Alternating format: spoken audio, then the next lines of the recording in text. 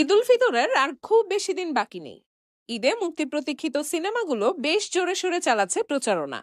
অথচ 7 দিনের মতো বাকি থাকলেও এখনো চলচ্চিত্র সার্টিফিকেশন বোর্ডে জমা পড়েনি সাকিব খানের বহুল আলোচিত সিনেমা বরবাদ। কারণ হিসেবে জানা গেছে, বরবাদ সিনেমার একটি গানের শুট করে দুবাই থেকে গতকাল দেশে ফিরেছেন সাকিব খান। এদিকে ঢালিউডে জোর গুঞ্জন, একাধিক জটিলতায় থমকে আছে ঈদের সবচেয়ে আলোচিত এই সিনেমা। সার্টিফিকেশন বোর্ডের ছাড়পত্র পেতে একাধিক নিয়মের বাধা পেরোতে হবে সিনেমাটিকে। এমন পরিস্থিতিতে হুট করে চলচ্চিত্র সার্টিফিকেশন বোর্ডে জমা পড়েছে সাকিবের 4 বছর আগের সিনেমা। 2021 সালে শেষ হওয়া অন্তরাত্মা সিনেমাটি ইতিমধ্যে চলচ্চিত্র সার্টিফিকেশন বোর্ডে জমা পড়েছে।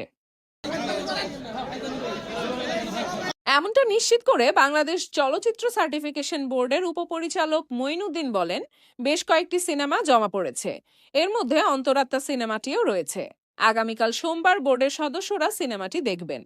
এরপর কোনো অবজারভেশন থাকলে সেটি শেষে মন্ত্রণালয়ে পাঠানো হবে। ধারণা করা হচ্ছে অন্তরাত্মা আসন্ন ঈদে মুক্তি দেওয়ার প্রস্তুতি নিচ্ছেন এর পরিচালক। তবে এই বিষয়ে খোলাসা করেননি তিনি, জিয়ে রেখেছেন রহস্য। এমতো অবস্থায় শঙ্কা জেগেছে, ঈদে মুক্তি পাচ্ছে তো সাকিবের বরবাদ, নাকি আটকে যাওয়ায় শঙ্কায় তড়িঘড়ি করে সেন্সরে জমা পড়েছে সাকিবের 4 বছর আগের সিনেমা।